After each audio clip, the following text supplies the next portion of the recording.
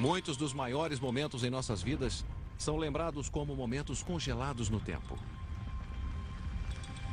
As tragédias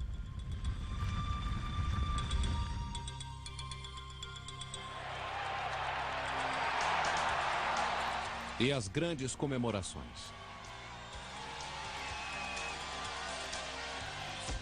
E é tudo graças à capacidade singular da câmera fotográfica.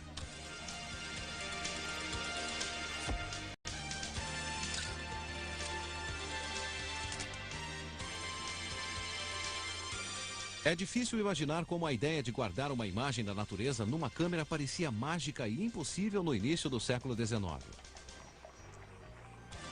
Mas três forças impulsionariam a invenção da câmera parada: desejo artístico, curiosidade científica e a esperança de lucros financeiros. E três homens muito diferentes disputariam uma corrida para inventar a fotografia.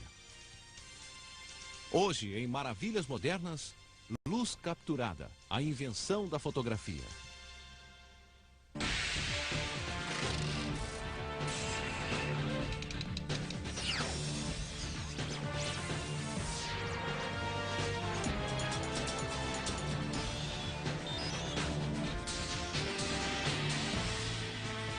Maravilhas Modernas.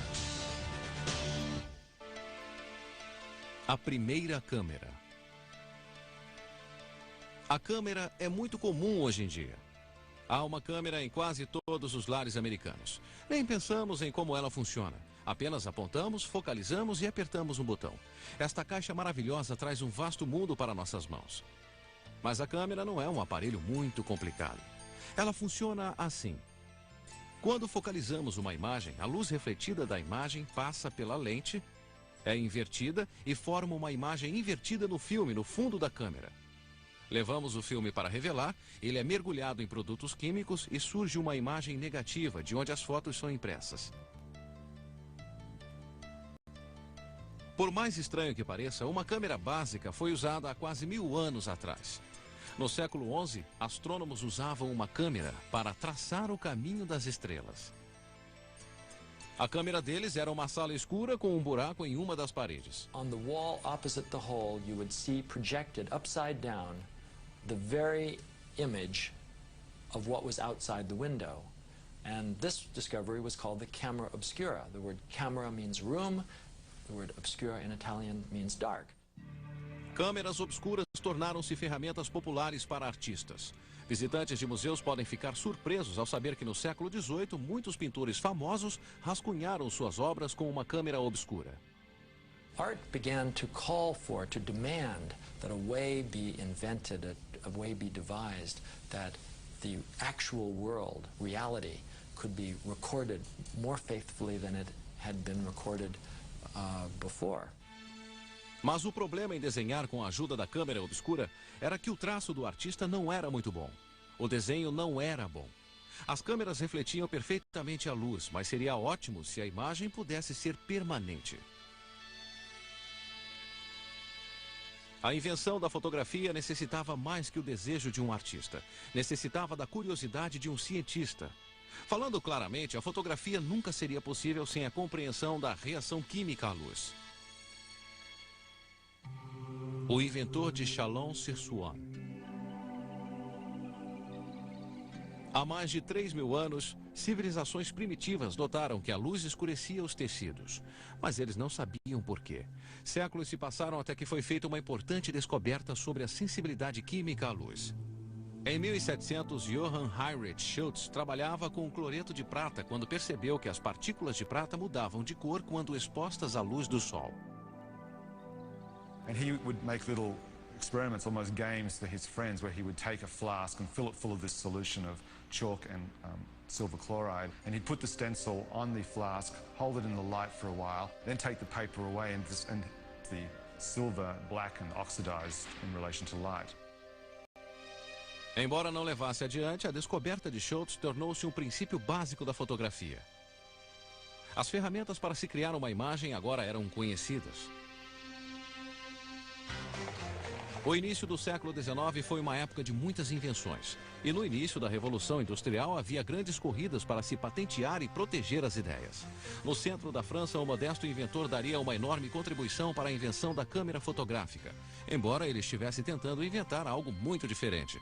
Em uma vila francesa próxima a Paris, em 1816, Joseph Nicéphore Niepce estava interessado em refinar a arte da litografia, visando fazer cópias de obras de arte existentes. Mas ele precisava de desenhos para fazer as experiências, e ele não desenhava nem feijões. Ele decidiu fazer os desenhos com a ajuda da luz. Uma ideia muito mais difícil que refinar litografias. E de fato já havia desafiado muitas mentes antes da dele. Niepce construiu uma pequena câmera obscura com 3 centímetros de largura em cada lado. Ele conhecia as experiências de Schultz com a prata. Assim, ele pregou um papel molhado com cloreto de prata no fundo de sua câmera. Ele ficou entusiasmado ao conseguir uma imagem no papel, mas os claros e escuros estavam invertidos e ele não fazia ideia de como obter uma imagem normal dele. 6 anos de tediosos experimentos se passaram na busca de um método melhor para se criar uma boa imagem. Em julho de 1822, Niepce encontrou uma solução. Ele sabia que os artistas usavam um composto de asfalto na litografia. Niepce passou asfalto em uma chapa em vez de prata. Colocou uma imagem translúcida na chapa e a expôs ao sol. Foi uma ideia radical e funcionou. Ele poderia copiar obras de arte. No verão de 1826 veio um triunfo ainda maior. Niepce conseguiu o que muitos homens haviam sonhado. Ele capturou a imagem refletida da luz. He used a crude camera obscura that he had, and he put the plate in the back of the camera obscura, stuck it out the window of his studio, and exposed it to the view out there for 8 hours. O resultado? O que muitos consideram a primeira fotografia do mundo. Uma visão da janela do sótão de sua casa de campo. Niepce chamou sua invenção de heliografia. Logo depois da descoberta, Niepce recebeu uma carta de um estranho em Paris que, para o horror de Niepce, sabia sobre suas experiências. O estranho queria saber sobre os segredos de Niepce para criar heliografias e dizia que ele também trabalhava em fazer imagens da luz. Niepce tinha medo que suas ideias fossem roubadas. Ele investigou e descobriu que o autor da carta que assinou Daguerre era um respeitado artista parisiense. Niepce escreveu uma resposta cortês, mas não revelou sua técnica. Logo após receber a carta, Niepce fez uma viagem a Londres. Em sua passagem por Paris, ele decidiu conhecer o estranho chamado Daguerre.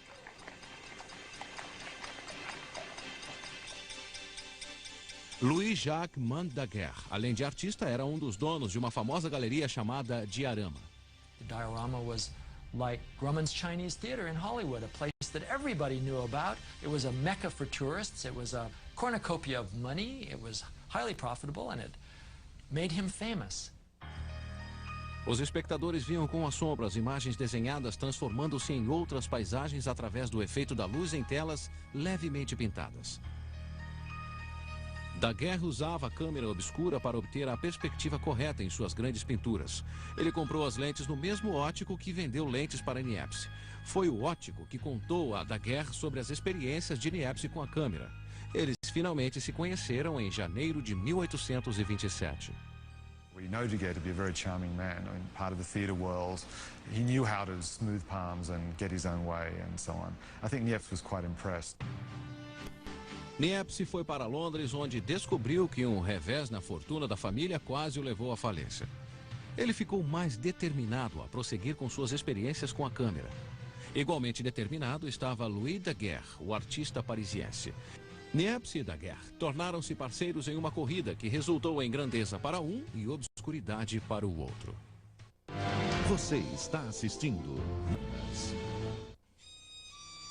Os dois homens que competiram pela descoberta da fotografia tinham muitos contrastes. Niepce era modesto, educado e honesto. Daguerre era um showman e tinha poucos escrúpulos. Niepce tinha uma sólida formação científica, enquanto Daguerre tinha pouca educação formal. Mesmo assim, Daguerre estava obcecado pela ideia de fixar uma imagem numa câmera. mas encontrava um obstáculo em sua ignorância em química e física. Quando soube das experiências de Niepce, Daguerre ficou ainda mais motivado em perseguir a mesma ideia. Daguerre escreveu a Niepce vários bilhetes simpáticos após seu primeiro encontro em Paris. Ele falou de suas pesquisas em formar imagens em uma câmera. Daguerre, I think, had kind of fooled Niepce into thinking that he'd got a lot further with his experiments than he actually had. Ao final de 2 anos, em 1829, Niepce fez outra descoberta e enviou os resultados a Daguerre. Niepce havia conseguido fazer uma imagem de natureza morta em sua câmera. Ele falava que pretendia publicar seu trabalho. Daguerre acreditava que havia dinheiro envolvido e queria uma parte da torta. Ele pediu a Niepce para adiar a publicação até que o processo fosse aperfeiçoado. Ele também ofereceu sua colaboração e dizia ter lentes 3 vezes mais rápidas que as de Niepce.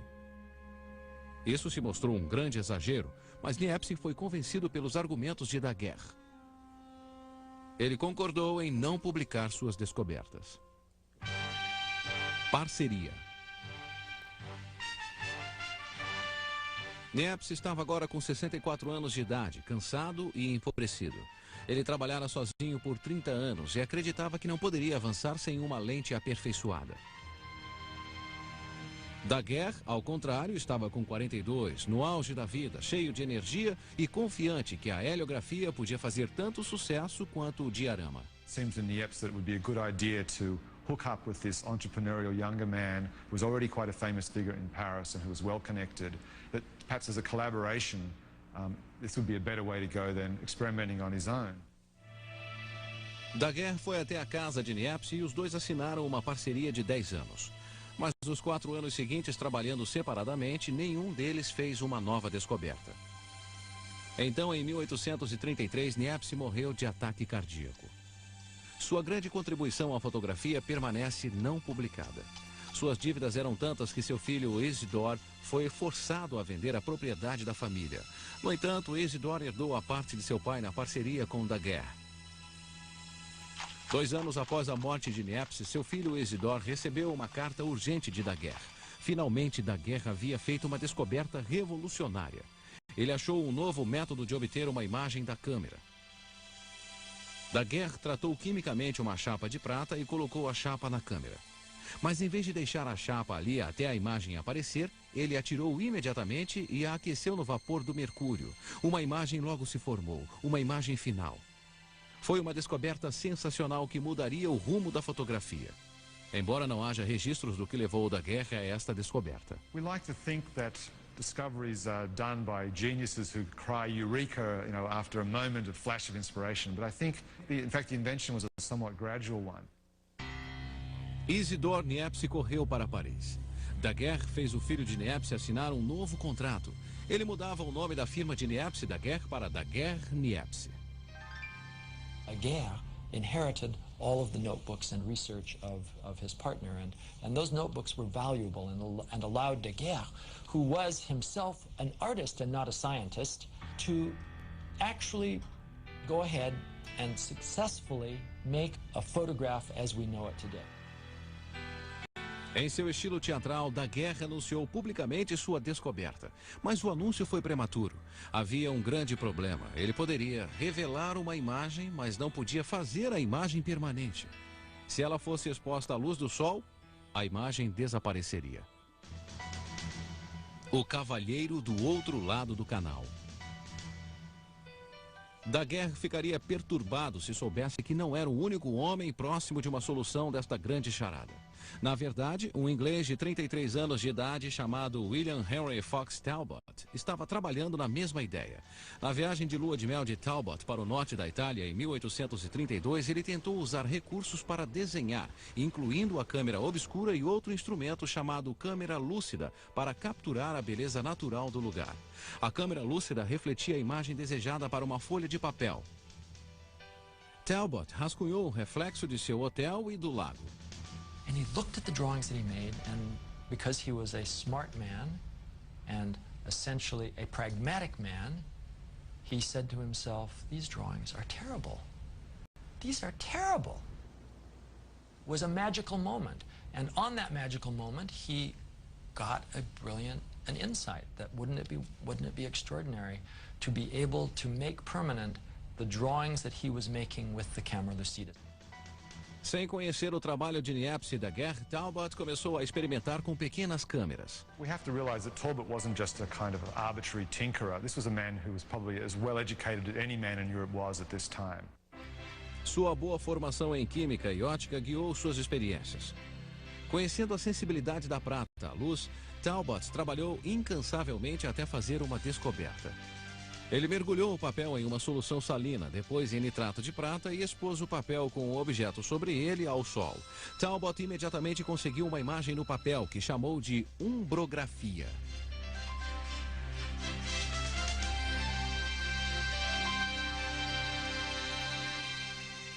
Immediately he said, "I've discovered how to fix a shadow." Isn't that a wonderful phrase? He created a new art. Mas Talbot estava apenas começando. Em 1835, ele fez uma descoberta ainda mais importante. Em suas notas, ele escreveu que expunha um papel em sua pequena câmera por várias horas para se obter uma umbrografia ou imagem negativa. Os claros e escuros estavam invertidos. Ele colocou essa imagem em outro papel tratado quimicamente e expôs ao sol. E criou uma cópia. Os claros e escuros agora estavam normais. Era o que nós consideramos um positivo ou impresso. Seu primeiro impresso foi a janela de seu laboratório em sua cidade natal. Surpreendentemente, ele não percebeu a magnitude de sua descoberta. Talbot deixou de lado os cadernos que continham suas grandes invenções e voltou sua atenção para outros objetivos. Um passo a mais. A menos de 300 quilômetros de distância, Daguerre continuava a trabalhar obsessivamente em seu laboratório do outro lado do canal. Ele experimentava um produto químico após o outro em suas chapas de prata. Daguerre estava determinado a fixar a imagem na câmera, de modo que não desaparecesse. Ele ficava dias seguidos no laboratório, negligenciava seus negócios e sua família. Após mais 2 anos de luta, em 1837, Daguerre anunciou que havia descoberto solução. Daguerre mais uma vez chamou Isidore. Quando Isidore chegou em Paris, Daguerre anunciou sua descoberta. O método que havia descoberto era muito simples. Após obter uma imagem em uma chapa, Daguerre banhava a chapa numa solução salina que interrompia a reação química na imagem. Joseph Niepce, cujo trabalho foi fundamental para a descoberta de Daguerre, receberia apenas o crédito dos primeiros processos químicos. A magnífica invenção receberia apenas o nome de Daguerre. Ele chamou suas imagens de daguerreótipos. O filho de Niepce ficou furioso. Ele disse a um amigo: toda a conduta dele não passa de um grande e desprezível charlatanismo. Isidore achava que seu pai havia sido desrespeitado, mas Daguerre insistia que seu processo era diferente do de Niepce. No final, Isidore assinou um novo contrato concordando com todos os termos de Daguerre, na esperança de ter alguma compensação, caso se fizesse algum dinheiro. Daguerre levou suas incríveis descobertas à Academia Francesa de Ciências. A academia divulgou a descoberta de Daguerre, embora não em detalhes ao mundo, em janeiro de 1839. A corrida pela fama. Nos 4 anos anteriores, o inglês William Talbot não havia mais feito experiências com sua câmera. Sua mente estava longe das umbrografias quando ele leu sobre a invenção de Daguerre no London Times, 2 semanas após o anúncio da invenção. Talbot ficou chocado por Daguerre estar recebendo o crédito por um processo que Talbot acreditava ele mesmo ter descoberto. He immediately resurrected his old experiments, made a few new ones, and 2 weeks later, on January 25th of 1839, which is what I call the birthday of photography, Talbot made a presentation to a group of people, to a group mostly scientists, in London, where the first public exhibition of photographs was made.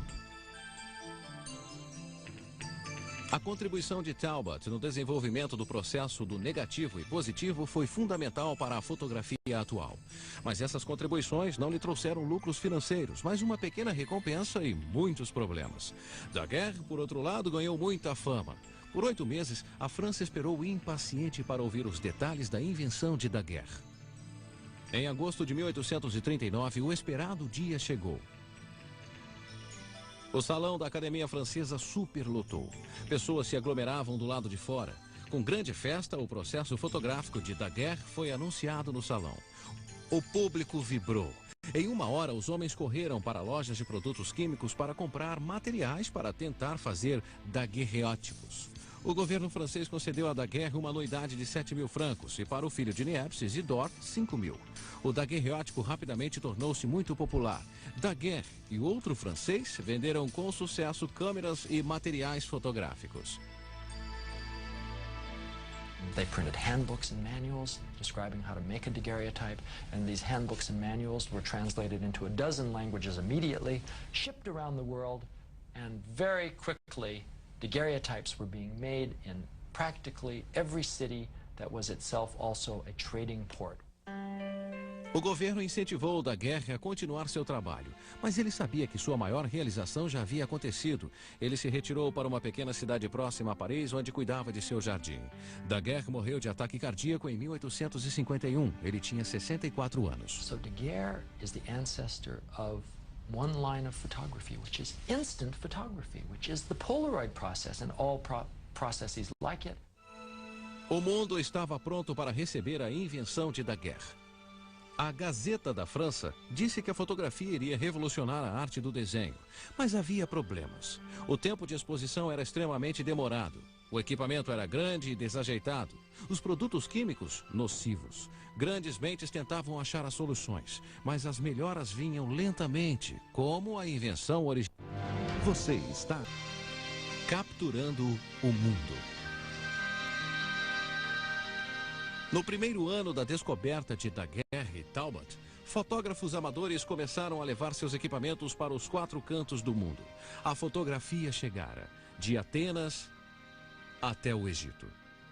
Lugares exóticos e distantes eram capturados e levados para casa. Mas a fotografia não era um passatempo para os fracos.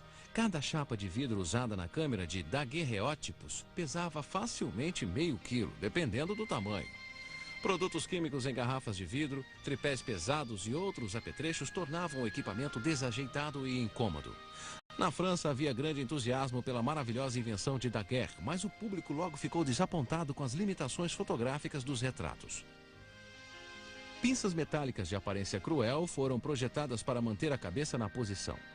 A pessoa devia ficar totalmente parada durante 15 minutos, normalmente diretamente sob a luz do sol, enquanto a foto era tirada. Uma revista satírica da época brincou com o processo. Quer tirar uma foto da sua mulher? Fixe a cabeça dela em um colar de ferro temporário para conseguir a imobilização. Aponte a lente da câmera para o rosto. Quando tirar o retrato, ele não representa sua mulher. É seu papagaio, vaso ou pior. As dificuldades de tirar fotos era apenas um dos empecilhos no início da fotografia. Se ela fosse revelada incorretamente, a imagem desapareceria. Papéis usados para impressão falhavam, os produtos químicos cheiravam mal e eram tóxicos. Mas havia dinheiro a se ganhar e a luta para se aperfeiçoar a invenção era muito forte. William Talbot voltou a fazer as pesquisas que havia abandonado 4 anos antes. Ele sabia que seu processo original era lento e imperfeito. Logo, ele conseguiu um importante aperfeiçoamento. Ao expor papel úmido e não seco na câmera por um pequeno tempo, ele pôde revelar uma imagem posteriormente através de um tratamento químico. O processo era mais rápido e a imagem muito mais precisa. Talbot chamou as fotografias feitas com esse processo de kalótipos, belas imagens em grego. Sua mãe o aconselhou a chamá-las de talbótipos e as chamou assim até o dia em que morreu. Com seu processo químico mais rápido, Talbot podia fazer agora retratos. A fotografia de sua esposa Constance, em 1840, é um dos mais antigos calótipos existentes. Ela posou por apenas 5 minutos. Nas 2 décadas seguintes, Talbot continuou a aperfeiçoar a revelação e fixação de fotografias. Mas ele nunca obteve sucesso financeiro com suas invenções, embora ele tenha tentado proteger suas ideias. Talbot did the unusual. Instead of sharing with the world at large his discovery as a miracle that had been given by nature or by God, he patented the process. Ele ficou envolvido com várias ações legais pelo direito de uso de seus processos. Ele perdeu a maioria. No final da vida, Talbot desistiu totalmente da fotografia. Em 1877, ele morreu por colapso cardíaco. Em vários obituários, sua contribuição na invenção da fotografia quase não foi mencionada. Of course, there was always rivalry between France and Britain about which of them had come up with the invention. But Talbot is widely recognized as the founding figure for the kind of photography we use today, paper-based, negative, positive photography. In that respect, Talbot is definitely the founding figure. Retratos. Quando os retratos se tornaram possíveis, sua demanda aumentou rapidamente e por uma grande variedade de pessoas. Por mais estranho que pareça, pedidos de retratos de membros da família mortos não eram incomum. A mortalidade no século XIX era muito alta, especialmente entre as crianças. Às vezes, os mortos eram retratados em cadeiras ou seus corpos colocados em posições naturais.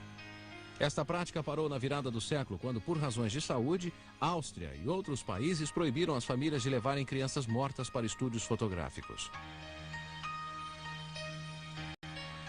Nos Estados Unidos, os daguerreótipos eram muito populares. Em meados de 1850, elas estavam por toda a parte.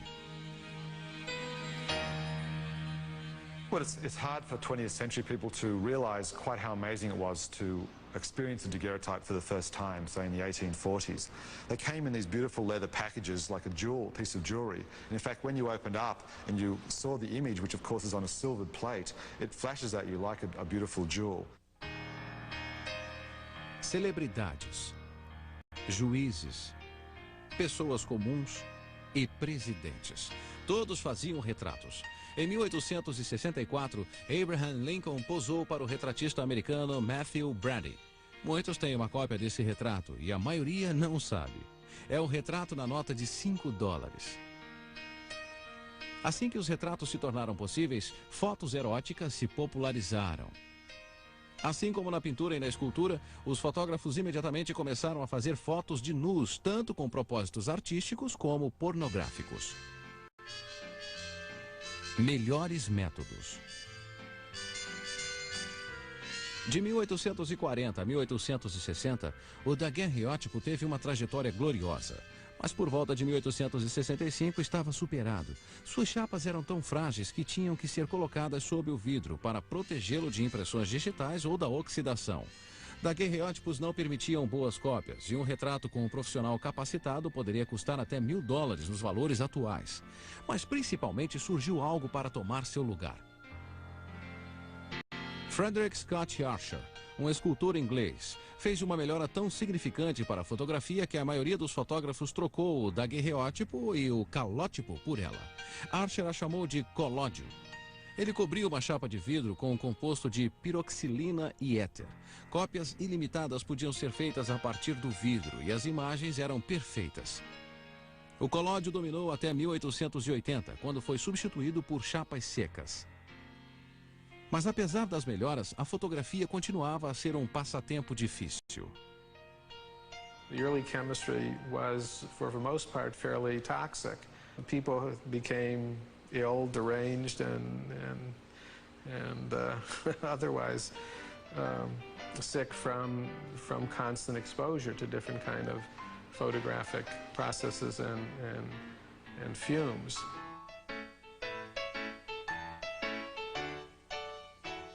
Avanços revolucionários só viriam com visionários que aperfeiçoaram a câmera em si. Um jovem teve essa visão e foi o responsável pelo protótipo do que chamamos de câmera atualmente. Uma ratoeira melhor. A fotografia não foi uma invenção que nasceu perfeita, mas na sua segunda década, muitos curiosos haviam aperfeiçoado o processo. Os tempos de exposição eram menores, as lentes mais rápidas. Nos 20 anos seguintes, mudanças ainda maiores surgiram e permitiram que a câmera fosse usada de maneira surpreendente. From the moment that the photograph was invented, the very fact of seeing that small image on a piece of silver was an enormous incentive to try to find ways to expand it even further. How do we make it bigger? How do we make multiples? How do we eventually get to a faster film so that we can stop action? As câmeras foram projetadas em várias formas e configurações. Algumas usavam tanto o daguerreótipo quanto o calótipo. Outras tinham sanfonas para que a imagem pudesse ser focalizada em várias distâncias. As câmeras de estúdio variavam no tamanho, de pequenas a maiores que um homem. Câmeras estereoscópicas tornaram-se muito populares. Imagens duplas vistas por um estereoscópio eram fundidas em uma, dando a ilusão de tridimensionalidade. Muitos inventores concentraram-se em formas de tornar a fotografia mais lucrativa. André Desder, um parisiense, projetou uma engenhosa câmera em 1854 que permitia que até 8 imagens ou negativos fossem registrados em uma chapa. Ele a chamou de cartões de visita. Eles eram muito populares e baratos para se fazer. Fotografias de pessoas famosas, como a princesa Alexandra de Gales, vendiam como água. Crônica de guerra. Na segunda década da fotografia, um vasto mundo era capturado pelas câmeras. Mas um assunto não havia sido explorado: o cenário de guerra. Em 1855, a Guerra da Crimeia estava em andamento na costa norte do Mar Negro. Roger Fenton, um advogado que se tornara fotógrafo, partiu para o porto de Balaclava com 36 caixas de material fotográfico, pesando milhares de quilos. Suas chapas eram tão lentas que ele só podia fotografar antes ou depois da batalha. Ele revelava suas fotos num enorme calor, em uma carruagem que ele havia transformado em uma sala escura. Suas fotografias de guerra chocaram as pessoas. Poucos anos depois, os americanos teriam a mesma dose de realidade. Do campo de batalha de Gettysburg até Cold Harbor, Fredericksburg a Chancellorsville, Matthew Brady, outro fotógrafo, levava pesadas carroças com equipamentos fotográficos para perto das linhas de batalha. E às vezes, inadvertidamente, para dentro da batalha. Suas fotos registraram com grande eloquência os mortos, os moribundos e todos os rostos da Guerra Civil Americana. A aposta de $20 mil. Na década seguinte à Guerra Civil, a invenção de chapas secas e a invenção de obturadores mecânicos finalmente permitiram aos fotógrafos registrarem movimentos. Isso foi muito lucrativo para Leland Stanford. Stanford, ex-governador da Califórnia e fã de corridas de cavalo, fez uma aposta de $20 mil como um amigo em 1873 que as 4 patas do cavalo saíam do solo ao mesmo tempo em um galope, mas não da forma retratada por artistas. Stamper recorreu a uma câmera para provar sua teoria. Ele contratou Edward Muybridge, um fotógrafo britânico morando em São Francisco, para resolver a questão. Motivado por sua fascinação por fotografias de movimentos, ele inventou um rápido obturador mecânico. Em 1877, Muybridge alinhou 24 câmeras com pequena distância entre elas numa pista na fazenda de Leland, em Palo Alto, Califórnia. Each camera shutter mechanism was controlled by a string. And as the horse went down the track, it broke the string and clicked the shutter, and you got an image of the horse in that particular position. As fotografias mostraram, sem dúvida alguma, que as patas dos cavalos saíam do chão ao mesmo tempo no galope. Stanford ganhou a aposta. As fotos de Muybridge de ação progressiva deram um novo rumo para a fotografia, assim como as ideias de um jovem em Nova York. O jovem curioso de Nova York adotou a fotografia como passatempo em 1870. O nome dele era George Eastman. O pai de Eastman morreu quando o rapaz tinha 14 anos e a pobreza o forçou a começar a trabalhar. Eastman adorava mexer nas coisas. Aos 20 anos, sua rotina era trabalhar no banco durante o dia e em seu laboratório de fotografia à noite. Ele estava determinado a inventar uma emulsão gelatinosa para chapas secas, que ele achava mais prática que os produtos químicos utilizados. Após alguns meses de experiências, ele descobriu uma emulsão trabalhável. Ele projetou uma máquina aplicadora para colocá-la na chapa. Eastman retirou o dinheiro de suas economias e foi para a Inglaterra, onde ele requisitou patentes para a emulsão e para a máquina aplicadora. A emulsão vendeu razoavelmente, mas o mais importante é que Eastman estava construindo uma reputação de confiabilidade. Essa reputação seria importante quando ele perseguisse um novo objetivo: projetar uma base flexível para substituir a chapa fotográfica. Em 1884, após 2 anos de experiências constantes, Eastman começou a vender uma base de papel que ele chamou de filme. Ele também projetou um suporte para rodar o filme. O peso e a flexibilidade dos filmes eram maravilhosos, mas a revelação era delicada, pois a emulsão deveria ser cuidadosamente removida da base. As vendas foram modestas. Eastman continuou a desenvolver novas ideias e a vendê-las. Em 1888, ele viajou novamente para a Inglaterra para patentear um nome no qual vinha pensando há algum tempo. He was trying to find a name that was incredibly memorable, that you couldn't forget, you couldn't confuse it with anything else, that would satisfy all patent laws in a variety of different countries, and which he himself said, because of the two consonants, Kodak, it sounded like the click of a camera shutter, so that would always remind you of, in fact, what the company was associated with. O primeiro produto que Eastman lançou sob o nome de Kodak mudaria a história da fotografia. Era uma câmera com metade do tamanho de uma caixa de sapatos, 600 gramas de peso. Não era a primeira câmera pequena. Câmeras menores foram criadas por várias empresas a partir de 1880. Mas Eastman incluiu algo genial. Um rolo de filme de 50 pés, capaz de gravar 100 fotos. Com o filme carregado, a câmera custava $25. Mas o golpe genial de Eastman foi que por $10 sua empresa revelaria o filme, recarregaria a câmera e devolveria a câmera e as fotos para o cliente. He marketed this whole process under the slogan, "You press the button, we do the rest."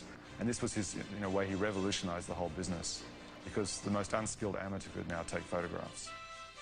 A câmera Kodak começou a ser comercializada em julho de 1888. Em 6 meses, para o espanto de Eastman, ele havia vendido 2.500 e aberto o caminho para o futuro da fotografia. No século seguinte, as câmeras Kodak seriam vendidas em todos os formatos, tamanhos e cores imagináveis. Uma câmera para crianças chamada Brownie, uma câmera para as mulheres incluía batom. A empresa de Eastman alcançava todas as áreas da fotografia amadora e profissional. Kodak tornou-se sinônimo de materiais fotográficos. Isso persiste até hoje.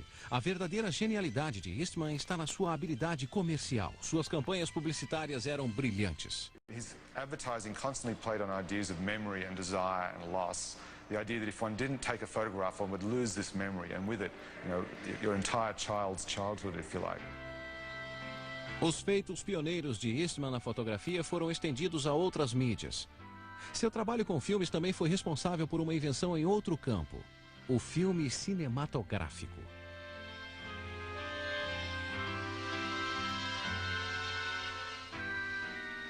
Novas lentes, novas câmeras e um novo século traria grandes mudanças no modo como as pessoas usavam a fotografia. Mas um grande desapontamento permanecia. Como transformar um mundo em preto e branco em colorido? Você. Maravilhas modernas. Fotografia como arte. No final do século XIX, a evolução da câmera e dos processos químicos permitiram à fotografia chegar às ciências e aos negócios. Trabalho policial, raios-x e noticiários eram apenas alguns dos seus usos. As pessoas viam a utilidade da fotografia, mas poucos a aceitavam como arte. Na verdade, a maioria dos fotógrafos pioneiros não se consideravam artistas. Mas uns poucos visionários, como Julia Margaret Cameron, levaram a fotografia para um nível mais alto. Em 1860, Cameron criava retratos artísticos. Ela usava uma iluminação dramática e tirava ideias dos clássicos. Ela transformou uma despensa em um quarto escuro e fez fotos dramatizadas de seus amigos. Entre os retratados estava o cientista Darwin, o poeta Tennyson e Alice, que quando criança havia inspirado o conto de Lewis Carroll, Alice no País das Maravilhas. She is one of the greatest of geniuses in the 19th century and in the whole history of photography. Suas fotos foram marcadas por críticas. Ela nunca lucrou com elas e seu trabalho permaneceu na obscuridade por muitos anos após sua morte. As fotografias não tinham espaço nas galerias de arte antes do século XX. Sua aceitação foi devida, em grande parte, a Alfred Stieglitz, um fotógrafo colecionador e crítico. Stieglitz abriu sua pequena galeria em Nova York em 1905. Por 30 anos, ele exibiu fotografias lado a lado com grandes obras de arte contemporâneas. Stieglitz believed profoundly that a photograph could be as important a work of art as any painting or any sculpture that he had ever seen. Fica claro pelos trabalhos de Degas, Delacroix e outros pintores da virada do século que eles buscaram inspiração nas fotografias. A ideia de fotografia como arte cresceu lentamente, mas em 1880 a câmera havia se tornado uma poderosa ferramenta política e social nas mãos de alguns documentaristas. Os desabrigados e imigrantes eram temas de Jacob Wyss, um fotógrafo de Nova York na última década do século, e de Louis Hines na década seguinte. As fotos de Hines de crianças trabalhando ajudou na aprovação de leis sobre o trabalho infantil. Nas estradas empoeiradas do meio-oeste, nos campos do oeste, Dorothea Lange, Walker Evans e outros fotógrafos do governo registraram a vida difícil agravada pela seca e pobreza durante a Grande Depressão.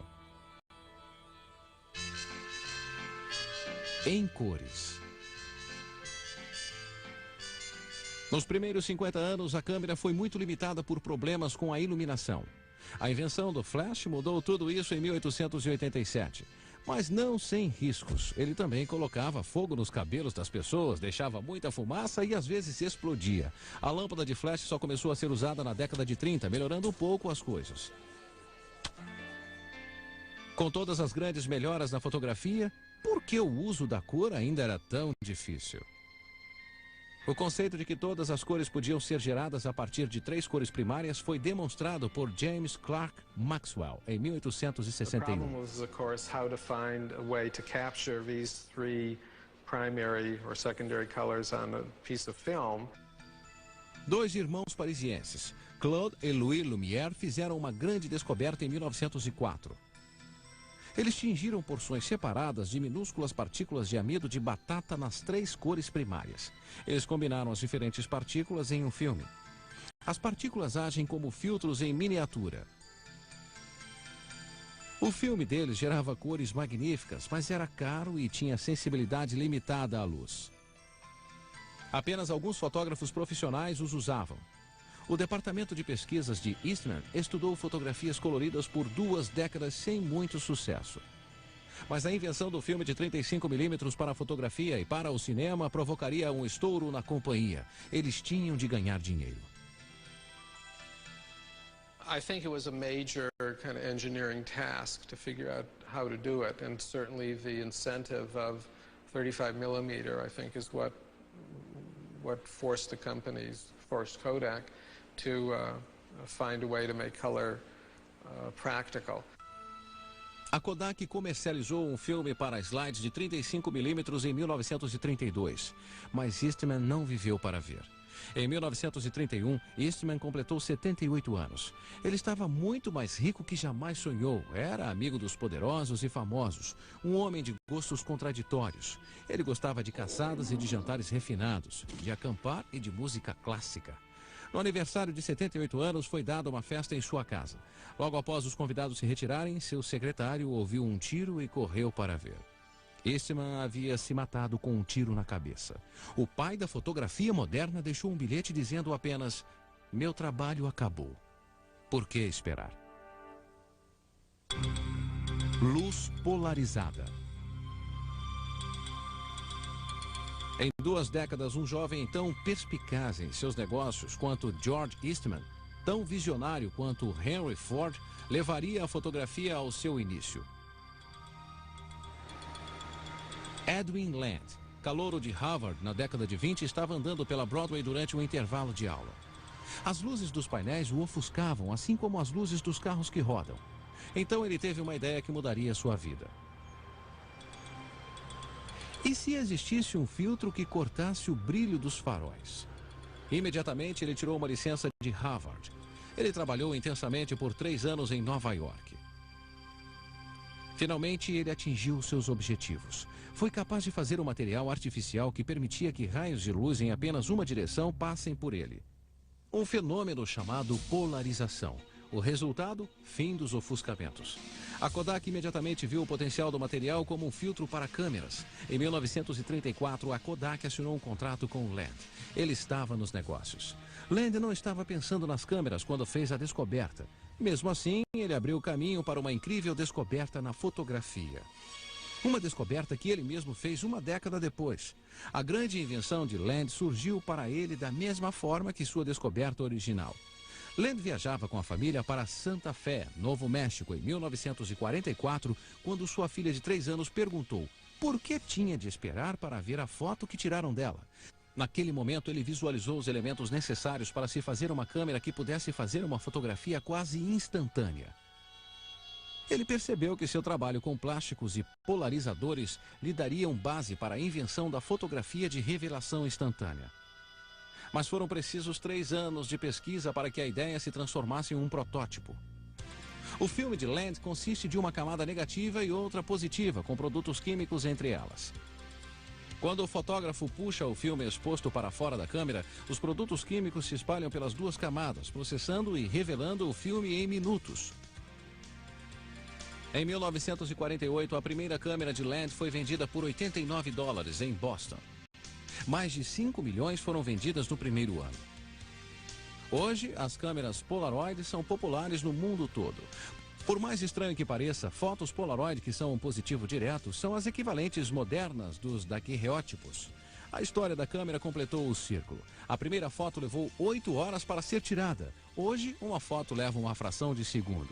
Nós usamos a fotografia para atingir todas as fronteiras científicas. It's hard to imagine at this point in time a world without photography. I think it's changed the entire human consciousness of the way that we look at and perceive and deal with the real world. A visão de tantos séculos de capturar a imagem refletida da luz é tão mágica hoje quanto era na época. É possível devido a uma invenção simples, mas engenhosa: a câmera.